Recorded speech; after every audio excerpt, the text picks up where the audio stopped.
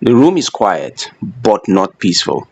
It is the kind of silence that feels staged, carefully arranged, because the question that's about to be asked isn't really a question, it's a trap. People are watching him, waiting, trying to corner him in words the way you would corner someone in a narrow alley with no exit. And then it comes, simple on the surface, dangerous underneath. Is it lawful to pay taxes to Caesar or not? Now pause there, because this is not about money. It's about allegiance, about ownership, about who really holds authority over a person's life. If he says yes, he validates Roman rule and loses the people who hate oppression. If he says no, he becomes an enemy of the empire. Either answer is designed to trap him. It's not a question seeking truth, it's a question engineered for collapse. Now imagine the tension in that moment. Religious leaders on one side, political pressure on the other. And in the center, one man being watched like every word is a weapon that will be turned against him. But he doesn't rush, he doesn't react. He asks for something simple, a coin. And when they bring it, he looks at it. Now, this is where the shift begins. Because on that coin is an image, an imprint of authority, a system stamped into metal, and then he speaks. Whose image is this? The answer, Caesar's. And then comes the line that breaks the trap without touching it directly. Give to Caesar what is Caesar's, and to God what is God's. Now listen closely, because he doesn't choose between the options they created. He reveals that their options were incomplete. The question assumed life is divided into two competing authorities, earth and heaven, political and spiritual. But his answer reframes the entire structure.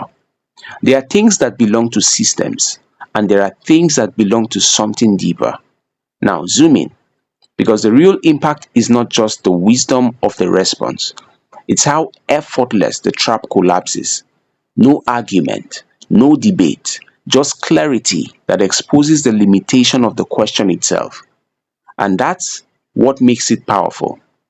Because not every trap is escaped by force, some are dissolved by perspective. Now bring it closer, because this is where it becomes personal. How many times are people caught in false choices? Either this or that, win or lose, submit or resist, agree or reject. But sometimes the real answer is not inside the options at all. Sometimes the question itself is too small for the truth it is trying to contain. And that's what happens here. The trap is not defeated by confrontation, it is revealed to be incomplete. And when that happens, those asking the questions are the ones left exposed, because they realize they were not controlling the moment, they were being shown something deeper about it. And that is the first answer, not just to taxes, but to how truth operates when it is concerned. Now the air shifts again.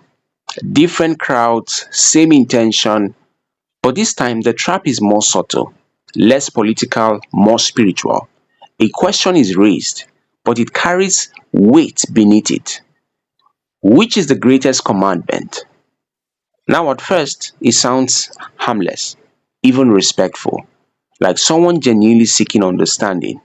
But underneath it is a structure of pressure, because ranking commandments is already a distortion of how truth was meant to function. If he chooses one, he seems to diminish the others. If he hesitates, he looks uncertain. So either way, they believe they have created a corner, a place where words will eventually collapse under their own weight. But he doesn't enter the framework, he doesn't argue within it, he expands it. And this is where everything shifts. He answers first with something ancient, something foundational. It says, love the Lord your God with all your heart, your soul, and your mind. Then it doesn't stop there. He adds something they did not even ask for. He said, and the second is like it, love your neighbor as yourself. Now pause, because what just happened is not ranking, it is connection. He refuses to isolate commandments as competing ideas. Instead, he reveals them as expressions of one reality: vertical relationship and horizontal responsibility, not separate systems. One structure of life expressed in two different directions.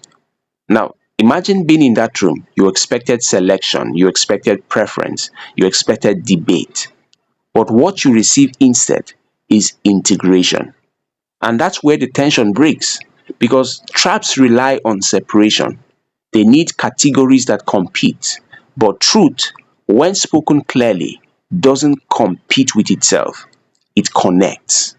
Now zoom in, because this answer doesn't just solve the question, it exposes the mindset behind it. The idea that spiritual truth can be reduced into hierarchy alone. But he reframes it. Love is not one option among many. It is the foundation everything else rests on. Now bring it closer, because this is where it becomes personal again. People still ask questions like this: what matters most? What should I prioritize? What is higher? What is lower? But sometimes what they are really asking is not for truth. It is permission to reduce complexity, to simplify responsibility into something manageable. And this answer doesn't allow that simplification. It brings everything back into wholeness. Because love toward God cannot exist separately from love toward people. And love toward people cannot stand apart from truth toward God. They are not competing, they are connected. And once that is seen, the trap loses its shape, because it was built on division, but he answered with unity. And that was the second moment. Not just wisdom under pressure, but truth that refuses to be broken into pieces. This one doesn't come like the others. It doesn't feel aggressive at first. It feels reasonable, almost sincere.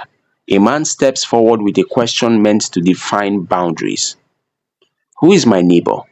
Now, on the surface, it sounds like clarification, but underneath it, it's a limitation.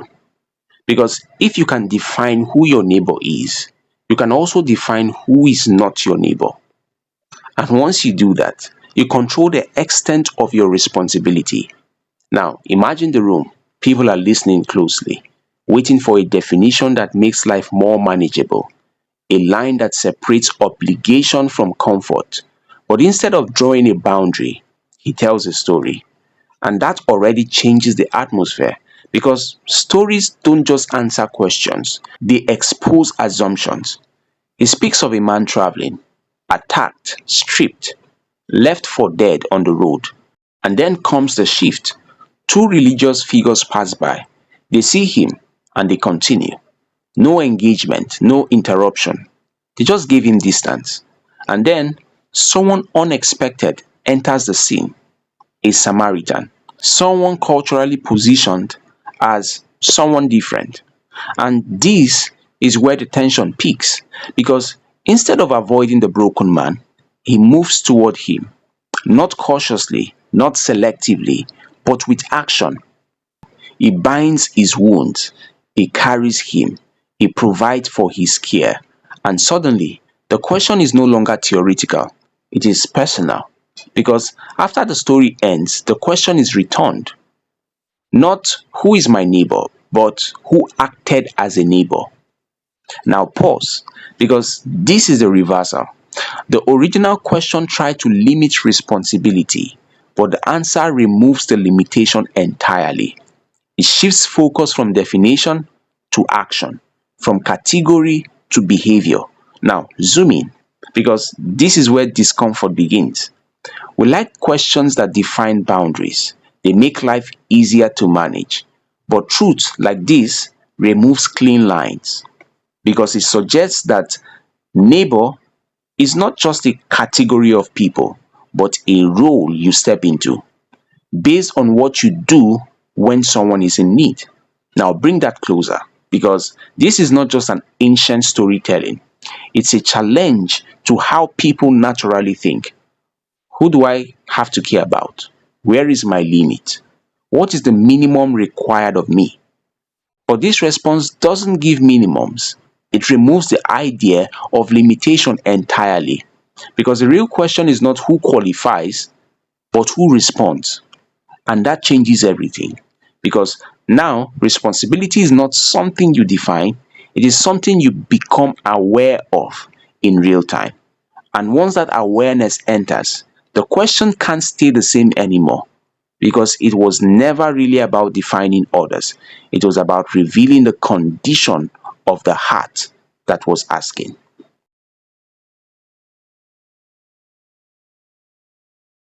Now the atmosphere tightens again, but this time it's not about morality, it's about legitimacy, control, power. A group steps forward with a question that sounds official, almost judicial. By what authority are you doing these things? Now pause there because this is not curiosity, it is interrogation. They are not just trying to understand him, they are trying to locate his permission, his source, his backing. Because in their world, nothing important stands on its own. Everything must be certified, approved, authorized. Now imagine the tension because if he cannot prove authority, he is dismissed. If he names the wrong source, he is discredited. So they believe they have created a closed system, a question with no safe exit. But he doesn't rush to defend himself. Instead, he asks a question back, not to avoid the issue, but to expose the mindset behind it. He said, John's baptism, was it from heaven or from men? And suddenly the trap flips because now they are the ones under pressure. If they say from heaven, they expose their inconsistency for not believing it. If they say from men, they fear the crowd.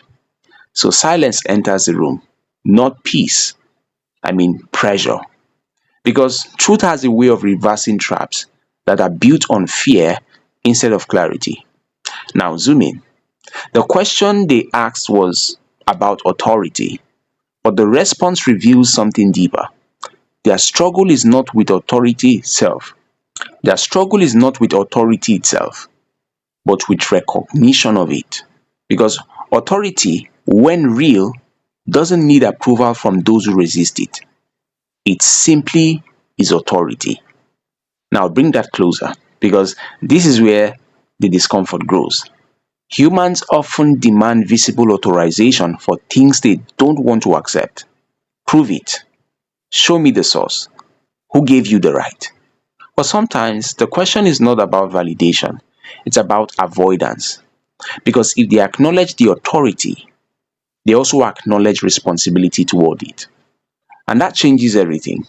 Now, step back because the pattern is clear again.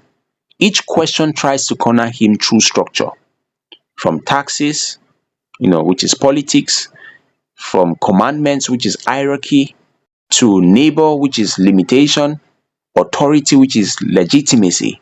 But each time, the structure itself becomes the weakness because truth does not operate inside their traps, it exposes them.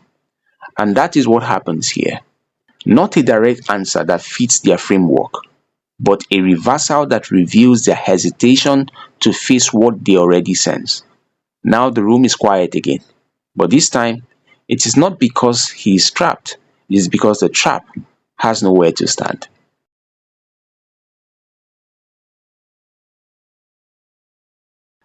This one feels different, less hostile, more observational, almost like a concern. A question rises not from confrontation, but from comparison. Why don't your disciples fast? Now, on the surface, it looks like a spiritual concern. Fasting was known, expected, respected, a sign of devotion. discipline, seriousness before God.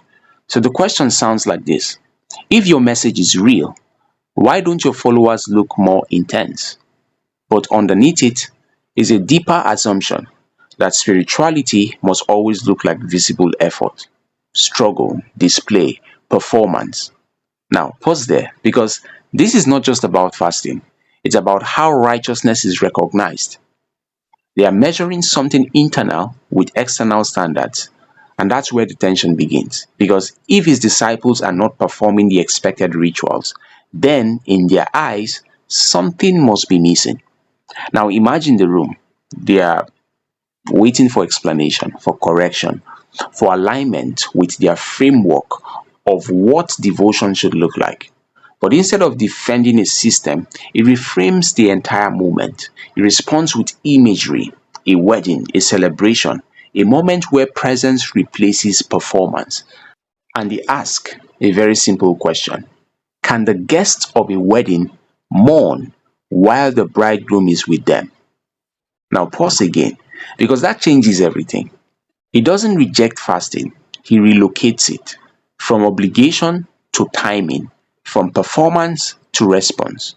Because there are moments where absence leads to fasting, and moments where presence leads to joy. The trap was built on one assumption: that spirituality must always look the same: consistent expression, predictable behavior, visible discipline. But his answer breaks that uniformity, because relationship is not mechanical, it is responsive. Now, bring that closer, because this is where it becomes personal. People still struggle with the same tension. What does a serious believer look like? What practices prove devotion? What behavior validates faith?